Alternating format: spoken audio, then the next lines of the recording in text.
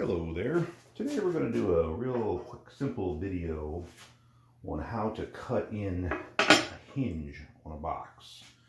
I use Brusso Hinges, very high quality, and this project starts with a template that you will make. It's a very simple template. It is basically a piece of MDF with another piece side here that goes on this. Notice there's a groove on both sides. You'll need to switch this to the other side to do this side. So for now, when you create this, two important things. Make sure this is perfectly square. That's very important. You want that perfectly square, and you want to make sure this is perfectly square. Those two parameters are critical to making a repeatable hole, and also making sure that you don't have crooked hinges and they don't line up properly top and bottom. So, and then this here, this basically is where you want on your box your hinge to sit. So I set these out and laid them out and decided this is where I wanted the hinges. So I simply dadoed that out on my saw, made the hole just equivalent to the bottom of the brass, as you can see on here. And that makes it look good and fit properly. When you put this on, you want to make sure this is square to the back of your box, and you can kind of just feel that with your hands to make sure that's nice and square. And then clamp this to your work surface. And if you're like me, you use your table saw for everything. And unfortunately, I don't have a proper workbench. So I'll be clamping this down. Just make sure that this doesn't shift while you clamp. If it does, give it a little tap one way to the next. You'll get it back in, and that does it. Now for this, I'm using the Bosch Colt. Very nice, simple router to use. Just make sure your clamp's not in your way. You can do a quick feel for that, and you'll see it's not in your way. We're using a patterning bit, which is designed to allow you to follow a pattern, which is essentially what we're doing. We've made our pattern, and we're going to follow it with this bit. I've also preset this depth. And I've done a test cut on here with this so that I know with this template thickness of this that I made, this will give me the right depth for my hinge location. So test pieces are always good to follow. This is a Whiteside router bit from Amazon. I think it was 30 bucks maybe. But this router is set up and ready to go. The depth cut is set up and ready to go, and we're ready to cut. Make sure everything's out of the way. Again, make sure your clamp doesn't get in your way. Make sure this is nice and solid so it doesn't move. You don't want things being screwed up on it. One thing you might do, sometimes you'll get some chip out on this part of the box, especially with a hardwood like oak. And you may want to very quickly put a piece of tape in there.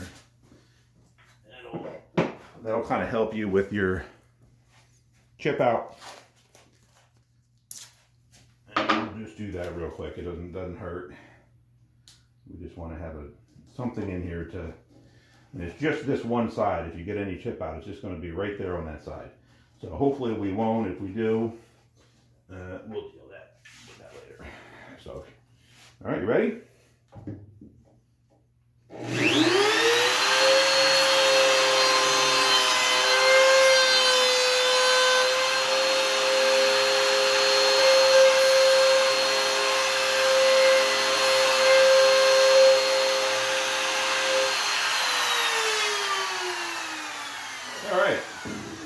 Quick and easy.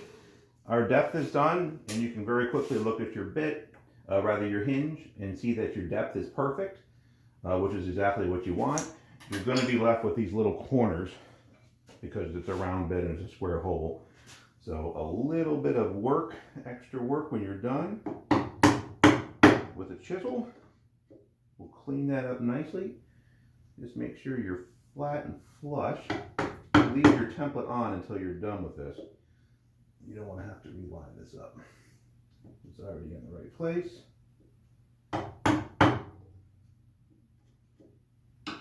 Make that nice. And once that's in, then you can just kind of take this out by hand. Put a little bits in the corner.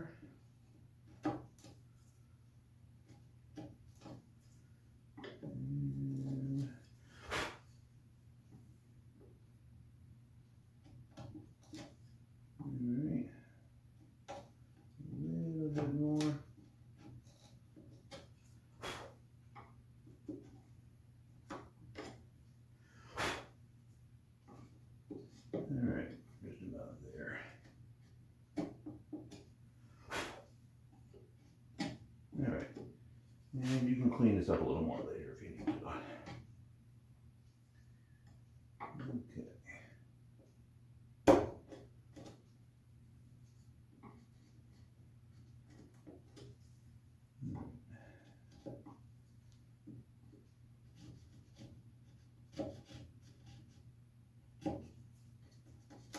Okay. Okay, well, we're pretty much done with this. Let's make sure we didn't get any cutout. Hopefully we didn't. Yeah, looks like we avoided the cutout. Now let's check and see how well our hinge is going to fit. That's the whole point. So we can take our template off. The template side is done. And let's check out this hinge. I think we might be good. Now these do have a bottom and top in case you're curious. I always put the part with 3 on the bottom, and that other part becomes the top. So we'll put that in there and test, and our hole is nice and snug. It actually fits really, really well. And you see in there. So this hinge is pretty much perfect. I mean, this is a reflection of your work. So the better you make this template, the better your cut's going to come out. Mine are nice and tight. This also helps to have side to side movement on your top, or if you put the top one, you have a little bit of a bubble there on one side. That's because you didn't get these exactly right. Now, another thing you can do when you're putting your screws in is use a center punch, put it right in there and tap it. It's important to get this straight though, and I usually, again, use my angle to make sure that these are actually at the proper angle before I punch them, because you don't want these skewed like this or over here, because then your whole hinge is going to be screwed. But anyway, it's a simple manner to do this. Now to do the other side, I'm not going to change this just yet because I'm going to do the lid, which is over there, so that it matches. But when you're done, you'll do this side on the bottom and this side on the lid, and then you'll flip this board to the other side so that you can go on this side of the box. And once you're on that side of the box, you'll cut this in at the same location on the back once this board is flipped, and it'll line up exactly perfect with both the top and the bottom with this line. So this is a real simple template to use. It's a real simple method for putting in perfect or near perfect hinges every time.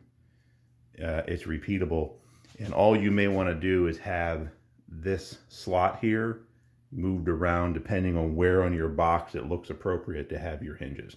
This is a long box, so I laid them out. This is where I have it. So anyway, hopefully this helps some of you to do a very simple template to where you can repeat hinges and have them line up perfectly top and bottom.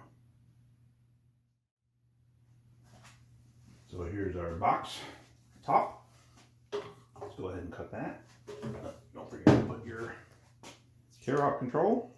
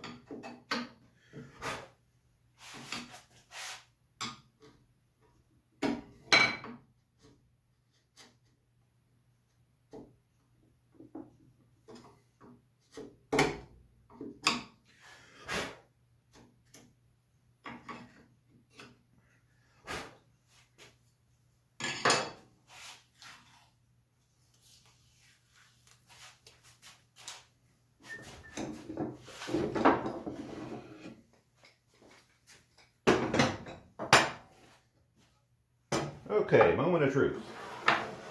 Will my hinges fit? Let's take a look.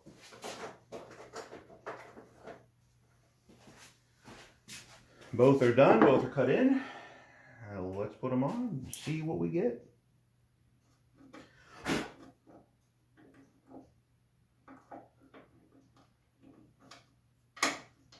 fits pretty well. That fits pretty well as well. All right, here we go. All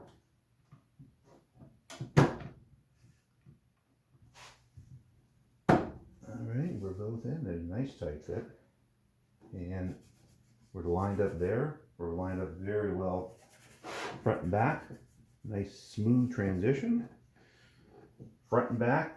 Of course, front and back's easy to fix because it's just where the screw holes are. But right and left is what you're really looking for, and we are right where we need to be. This is right on. I can't really feel anything.